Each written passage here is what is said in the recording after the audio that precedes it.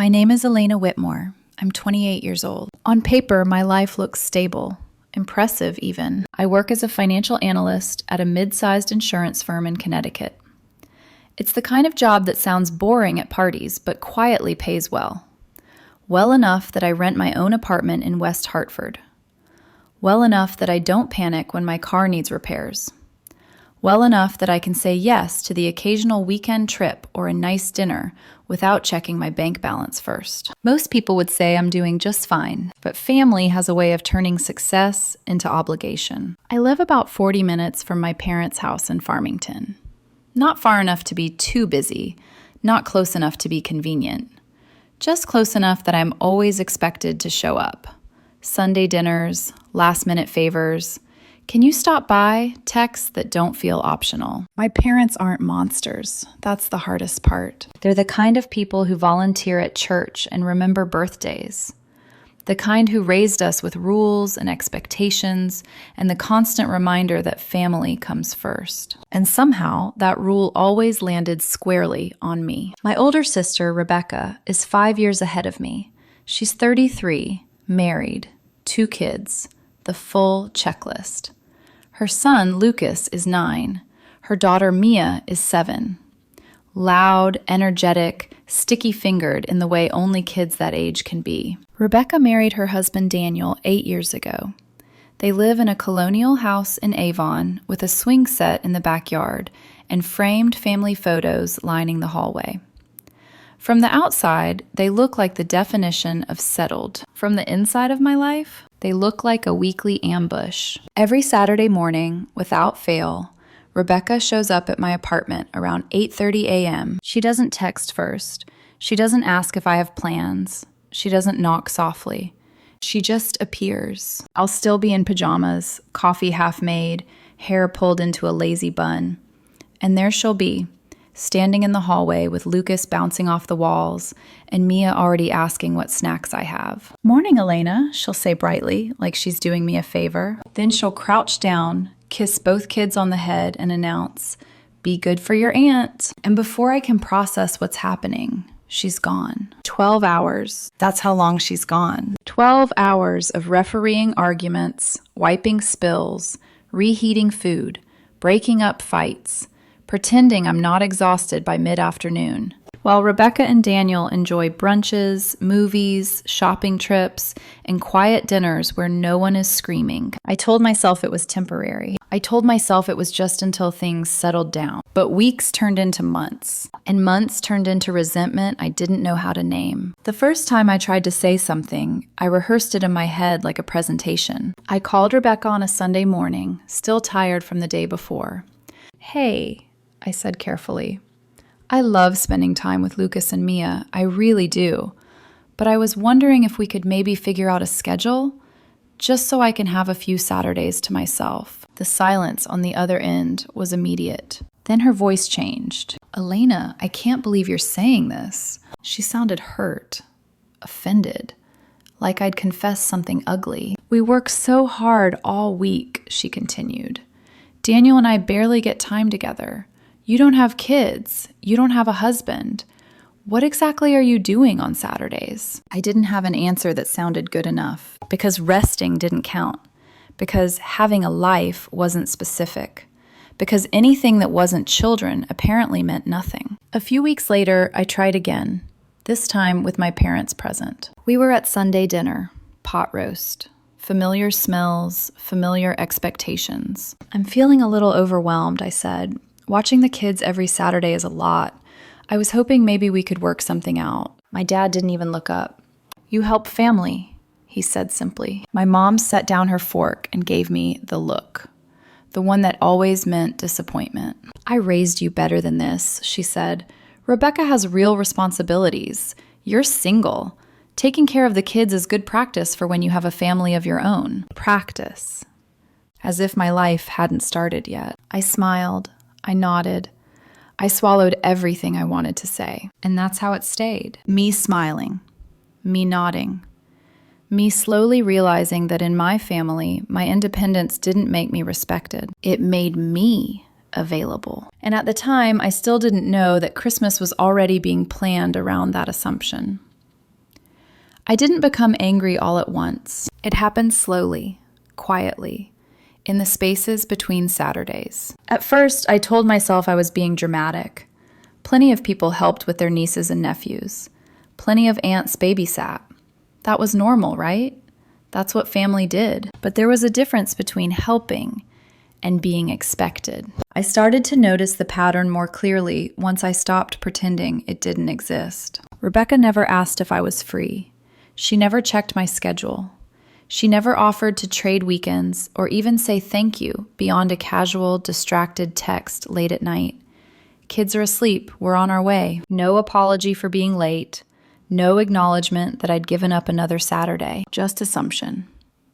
And what bothered me most wasn't even Rebecca. It was how quickly my parents reinforced it. Anytime I hinted that I was tired or overwhelmed, the conversation shifted instantly into guilt. You don't understand how hard it is to raise kids, my mom would say. You'll get it one day, my dad added, as if exhaustion only counted if it came with children. As if my job, my stress, my mental health existed in some imaginary waiting room until I became a wife or a mother. I started dreading Fridays, not because of work, but because I knew what Saturday morning would bring. The sound of my phone buzzing early, the knock at the door, the cheerful tone that disguised entitlement. One night, about a month before Christmas, I lay awake in bed staring at the ceiling, my mind racing. I had canceled plans with friends 3 weekends in a row. I hadn't gone on a date in months. The last time a guy asked me out, I declined automatically, already calculating how impossible it would be to fit a relationship into a life where my weekends weren't my own. That was the moment something shifted. I wasn't just tired, I was disappearing. The next weekend, I decided to try again. One last attempt at being reasonable. Rebecca had just dropped the kids off, already halfway down the hallway when I spoke. Hey, I said, can we talk for a minute? She stopped, turned around, smiling tightly. What's up? I really need next Saturday free, I said. I have plans. She blinked. Once. Slowly. Plans? She repeated. Yes, plans. Her smile faded. Elena, you know Daniel and I already scheduled things. The kids are expecting to be here. I'm telling you now, I said carefully, a week in advance. She crossed her arms. So your plans matter more than our marriage? There it was. The emotional ambush. That's not what I said. It's exactly what you're saying, she shot back. We never get time alone. You're single. You can reschedule. I already did, I said quietly. 3 times. Her eyes hardened. You're being selfish. The word landed like a slap. I watched her leave that day with a pit in my stomach, knowing exactly how this would play out. And I was right. That night, my mom called. Rebecca had already spoken to her. I could hear it in her tone. Elena, she said, clipped and disappointed. Why are you causing problems? I'm not causing problems, I replied. I'm asking for one Saturday. You don't have children, she said flatly.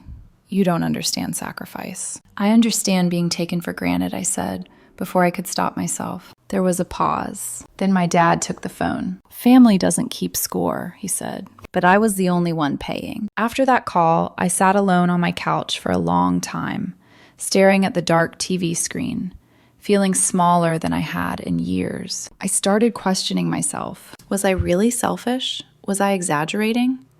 Was this just what adulthood looked like? But deep down, something felt wrong. I wasn't being included. I was being assigned. And that difference mattered. A week later, my mom called again, this time cheerful, almost excited. Christmas is going to be big this year, she said.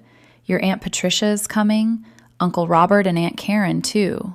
All the kids. She listed names like it was a party invitation. I smiled automatically, already tired. That sounds festive, I said. We'll need your help, she added casually. The word help should have been my warning, but I didn't know yet how carefully this holiday was being designed. I just knew that for the first time, instead of feeling excited about Christmas, I felt a knot forming in my chest, like something was coming, and whatever it wasn't going to ask for my consent.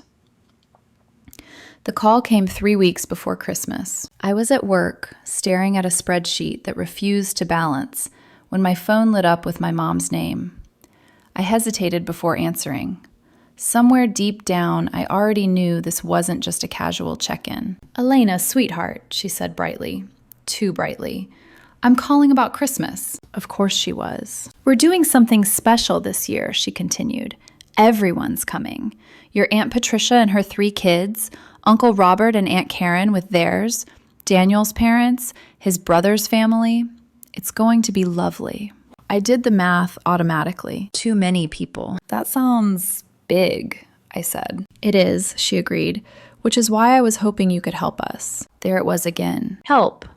"I don't think I can cook for that many people," she said quickly before I could respond. "So I was thinking you could order catering, something nice, just to make it easier on everyone." I leaned back in my chair, heart sinking. "How many people total?" I asked. "About 28, she said lightly. "But don't worry, you're doing so well. The rest of us are stretched thin right now." I closed my eyes. 28 people. Christmas Eve, catering. I knew exactly how expensive that would be. I wanted to say no. I wanted to tell her that just because I made good money didn't mean I was the family bank. But Christmas has a way of wrapping obligation in tinsel and guilt. "Okay," I said finally. "I'll handle it." "Oh, thank you," she said immediately. "You're such a good daughter." Good daughter. That phrase followed me long after the call ended. I placed the order later that day at a restaurant in Avon. Prime rib, sides, desserts. A $1,500 deposit up front, with the rest due after delivery. I tried not to think about how many hours of my life that money represented. I told myself it would be worth it, that maybe this time things would feel balanced. A week later, the restaurant called. "Elena Whitmore?" the woman asked. "This is Ashley from Seasons." "Yes?" "We're having an issue with the prime rib supplier," she said apologetically. "We won't be able to provide it. We can substitute glazed ham at the same price." It wasn't ideal, but it wasn't the end of the world. "Let me check with my family," I said. "I'll call you back." I tried calling my mom. Voicemail. My dad. Voicemail. Rebecca. Voicemail. All of them. Nothing. It was strange enough that I felt a prickle of unease. So after work, I drove to my parents' house. I let myself in like I always did. The house smelled warm and familiar, like dinner was already cooking. I was about to call out when I heard my mom's voice coming from the living room. She was on the phone, laughing. "Oh, Patricia, don't worry about the kids," she said. "Elena will handle all of that." I stopped cold. "Of course she will," my mom continued. "We're setting up the downstairs family room with movies and games. She can just stay down there with all 9 children while we enjoy Christmas upstairs." 9. My stomach dropped. "She doesn't have kids of her own," my mom went on. "So she's not already exhausted like the rest of us parents. And she's the youngest adult. She has the energy." I felt my hands start to shake. "Exactly," she laughed. "She babysits Rebecca's kids every weekend. What's a few more for one day?" A few more? They were planning it. All of it. The catering, the guests, the babysitting. Without telling me. "We'll finally get a real adult Christmas," my mom said happily. "Good wine, card games, actual conversation. It'll be perfect." I backed away slowly, my heart pounding. This wasn't an assumption. This was a strategy. I waited a moment, then deliberately opened and closed the front door again, making noise. "Mom?" I called. "I'm here." She appeared in the hallway with a wide smile that didn't reach her eyes. "Elena, what a surprise." "The restaurant called," I said, keeping my voice steady. "They can't do prime rib. They want to substitute ham. Is that okay?" "Of course," she said instantly.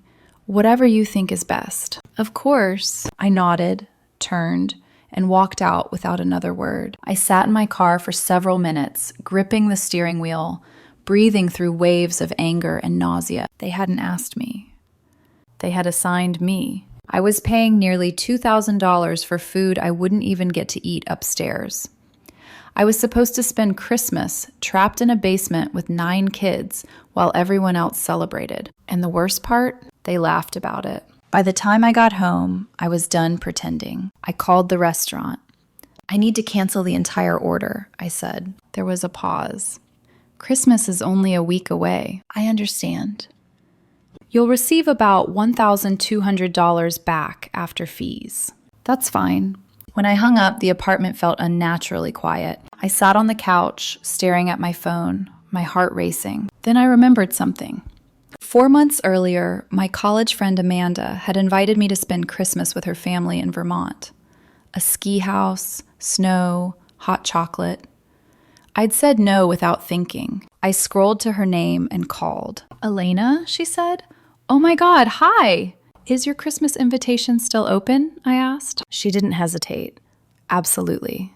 For the first time in weeks, I felt something loosen inside my chest. I wasn't ruining Christmas. I was escaping a trap. Once the decision was made, everything moved fast. Almost too fast. Amanda texted me the address, a packing list, and a dozen excited messages full of exclamation points. We're leaving for the ski house on the 23rd. You'll love it. My mom is already planning desserts. Meanwhile, my family had no idea their carefully arranged Christmas had already collapsed. I didn't tell anyone I canceled the catering. I didn't announce my plans. I didn't argue. For the first time, I did something radical. I said nothing. December 23rd arrived gray and cold.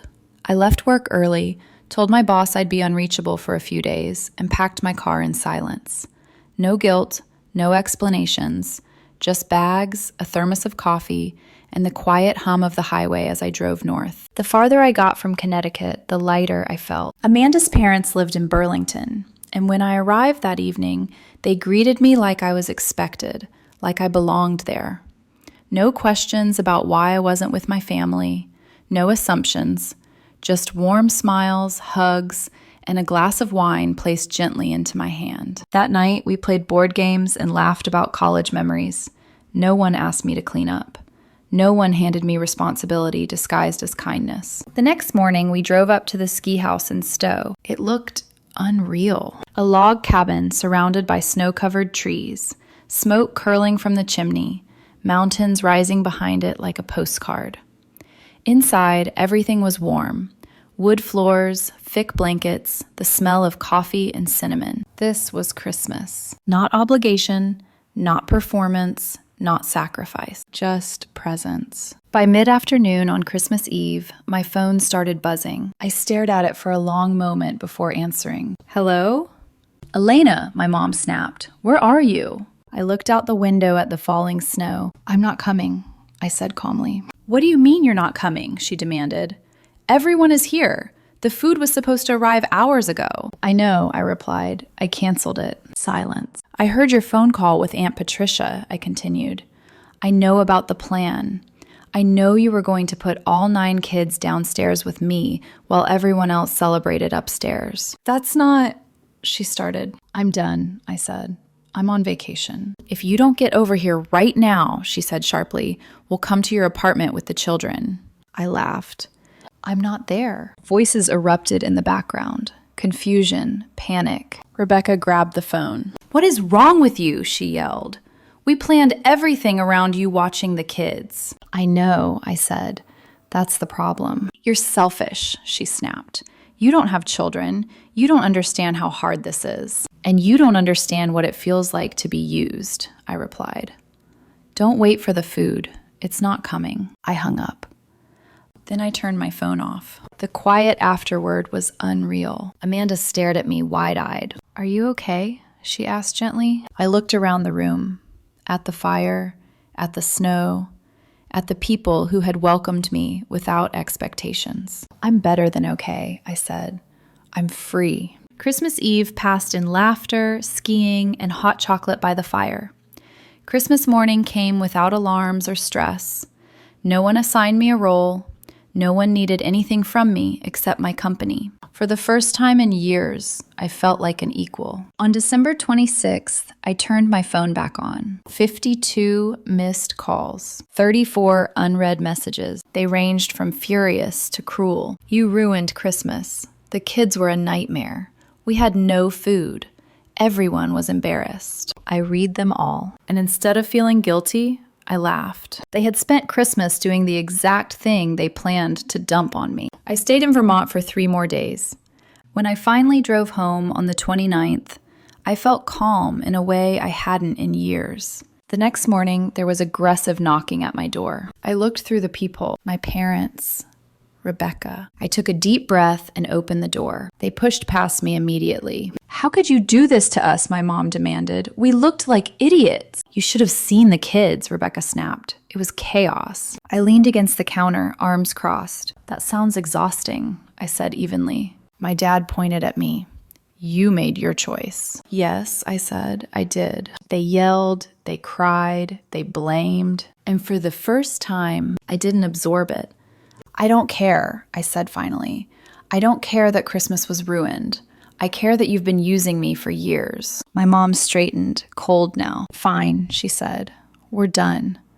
Don't expect invitations anymore." "Good," I replied. They froze. "I'm done being your servant," I said. "I have my own life." They left shortly after. When the door closed behind them, the apartment felt peaceful. I blocked their numbers. And for the first time, I didn't feel lonely. I felt relieved. The silence after they left felt unreal. Not heavy. Not sad. Clean. I sat on my couch for a long time after the door shut, staring at the blank wall across from me, waiting for guilt to arrive. It always did. That familiar tightening in my chest, the instinct to apologize even when I hadn't done anything wrong. But this time, nothing came.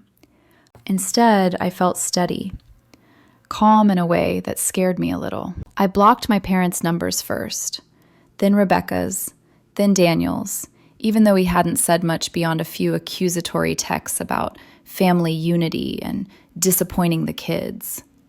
I blocked my aunts, my uncle, anyone who thought they could reach me just to unload their outrage. The quiet that followed wasn't empty. It was spacious. For the next 2 days, I stayed home. I cleaned my apartment. I went for long walks.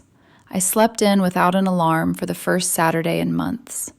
No knock at the door, no kids bursting into my living room, no feeling like my time belonged to someone else. On Sunday morning, I made coffee slowly and sat by the window, watching snow melt along the sidewalk. And that's when the messages started coming, from numbers I hadn't blocked yet. Cousins, distant relatives, people who hadn't checked in on me in years. "You really hurt your mother." "Family doesn't do this to each other." "You embarrassed everyone." I didn't respond. Later that afternoon, my Aunt Patricia called from a private number. I answered out of curiosity. "Elena," she said sharply, "I hope you're proud of yourself." "I am," I replied calmly. She inhaled sharply. "Your mother was humiliated. We showed up with our children and there was no food, no plan, nothing." "That's unfortunate," I said, "but it wasn't my responsibility." "You agreed to help," she snapped. "No," I corrected. "I agreed to order food.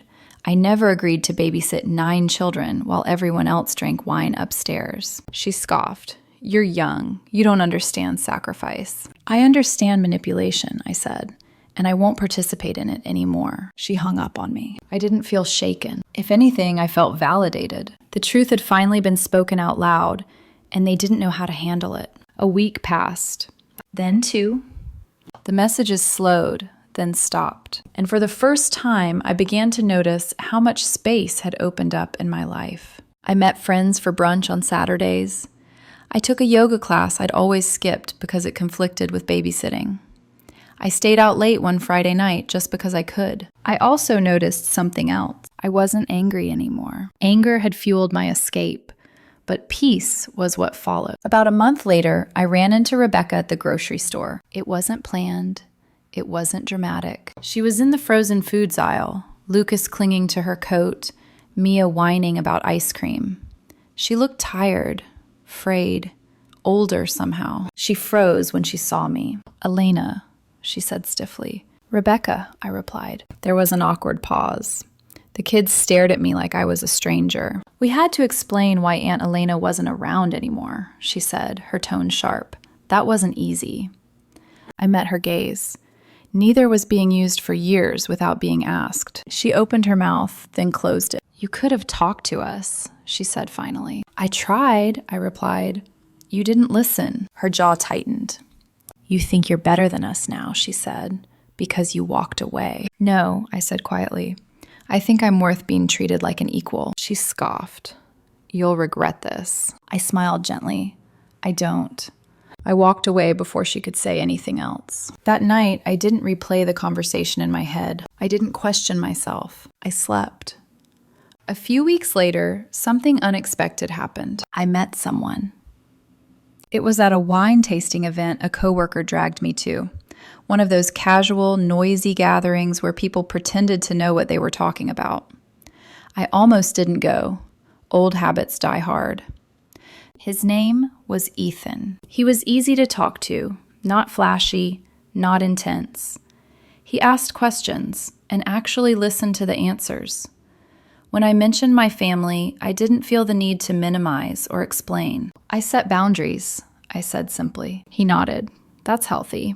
No judgment, no lectures. We started seeing each other slowly. Coffee, walks, dinners that didn't end with me checking the time, calculating obligations. One Saturday morning, months after Christmas, I woke up at his place and instinctively reached for my phone, bracing myself. Nothing. No missed calls, no guilt, just quiet. "I'm not needed today," I said out loud, almost surprised. Ethan smiled. "You're wanted. There's a difference." That sentence stayed with me. 3 months passed. I still hadn't spoken to my parents or Rebecca. I knew through distant relatives that my mom wanted to fix things, that my dad thought I was being stubborn, that Rebecca felt betrayed, but none of them had reached out with accountability. No one had said, "We used you." No one had said, "We're sorry." They just wanted things to go back to the way they were, and I didn't. One afternoon, my mom left a handwritten letter in my mailbox. It was long, emotional, filled with phrases like family bond and misunderstandings and moving forward. But there was no apology, just expectation. I folded the letter carefully and placed it in a drawer. I wasn't angry. I was done waiting because I had learned something important. Love that demands your silence isn't love. Family that only values you for what you provide isn't family. And peace, real peace, comes when you stop negotiating your worth. For the first time in my adult life, I wasn't bracing for weekends. I was living them. And I knew deep down that whatever came next, I would never go back to being invisible again. It's strange how final things become once you stop reacting. Not dramatically, not loudly, just decisively. After the letter from my mom, there were no more attempts to reach me directly. No calls, no surprise visits, only secondhand messages drifting through relatives who still thought they were neutral messengers. "She's really hurting. He doesn't understand why you're being so distant. They just want things to go back to normal." Normal. That word used to pull at me, used to make me doubt myself. Now it didn't. Because normal had never been fair. Normal was my sister dropping her kids at my door without asking. Normal was my parents dismissing my exhaustion because I didn't have children. Normal was my time, my money, my emotional labor being treated like communal property. I wasn't destroying the family. I was refusing to disappear inside it. Spring arrived quietly. Snow melted. Days got longer. And with each week that passed, I realized how much lighter my life had become without constant obligation hanging over it. I spent Saturdays however I wanted. Sometimes that meant brunch with friends. Sometimes it meant hiking alone with my thoughts. Sometimes it meant doing absolutely nothing. No productivity, no justification, and no one questioned it. Ethan became a steady presence. He never rushed me, never tried to fix my family situation. When I told him I might never reconcile with them unless they took accountability, he didn't flinch. "Then that's their loss," he said simply. We took things slowly, deliberately. I had time now, real time, to build something without constantly being pulled away by guilt. One evening, while we were cooking dinner together, he asked me something that caught me off guard. "Do you ever miss them?" I thought about it. "I miss who I thought they were," I said honestly. I miss the idea of being supported without conditions. But not the reality, he said. No, I replied. Not the reality. That felt like closure. Around early summer, my dad sent one final message through my cousin. He wanted to talk. Just the two of us. No yelling, no blame. I considered it longer than I expected. Then I replied with a single sentence. I'm open to talking when you're ready to acknowledge what happened, not just move past it. There was no response, and I was okay with that. Because something important had changed. I no longer needed them to validate my experience for it to be real. I knew what happened. I knew how it made me feel. And I knew what I would and would not accept going forward. On a quiet Sunday morning, months after that Christmas, I sat on my balcony with a cup of coffee, watching the city wake up. Birds, distant traffic, ordinary life unfolding. Ethan was still asleep inside. My phone buzzed. A text from Amanda. So, Vermont again this Christmas? I smiled. Absolutely, I typed back. I wouldn't miss it. I thought about that night I overheard my mom laughing on the phone, about how easily my role had been assigned, about how invisible I had felt standing in that hallway, realizing I was never meant to be part of the celebration, just the infrastructure supporting it. And then I looked around my life now, at the calm, at the choice, at the fact that my weekends belonged to me. Walking away hadn't made me lonely. It had made room for healthier relationships, room for rest, room for love that didn't come with a price tag. I didn't feel guilty anymore because family isn't supposed to cost you your freedom. Love isn't supposed to require silence. And boundaries aren't cruelty. They're clarity. Sometimes the most powerful thing you can do isn't to fight. It's to step out of the role you were never asked if you wanted and choose your own life instead.